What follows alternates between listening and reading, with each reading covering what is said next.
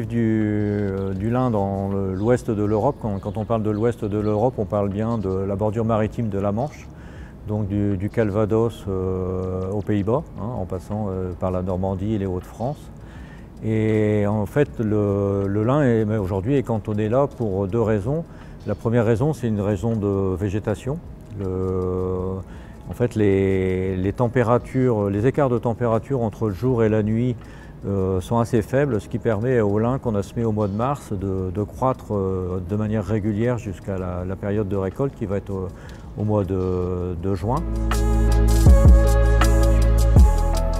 Le teillage, l'usine qu'on vous a présentée aujourd'hui, c'est une usine dans laquelle on va traiter de manière mécanique. Il n'y a absolument pas de chimie, d'utilisation d'eau, etc.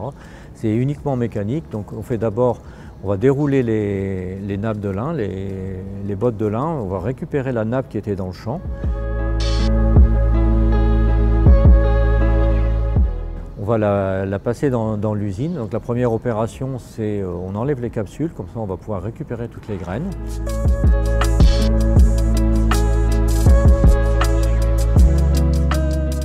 Deuxième opération, on va broyer, donc on écrase un peu la plante, pas trop fort pour pas abîmer la fibre. Trième opération, on nettoie, donc c'est vraiment ce qu'on appelle le teillage, c'est vraiment la partie tailleuse.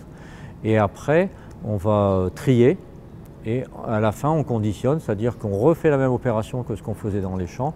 On va enrouler la nappe de lin avec une ficelle pour pouvoir retirer sur la ficelle au peignage pour que l'opérateur suivant, qui est le peigneur, qui va préparer pour la filature, il puisse récupérer encore une fois toutes les fibres, les plantes parallèles, donc les fibres parallèles.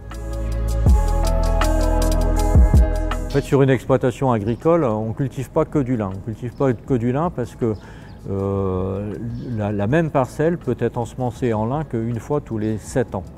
Donc on doit alterner les cultures. Donc après du lin, on va mettre une céréale, après on va mettre des pommes de terre, on va remettre une céréale, etc. Et la 7e année, ou la 6e ou la 7e année, on va revenir avec du lin parce que sinon la terre se fatiguerait de toujours cultiver la même culture sur la même parcelle.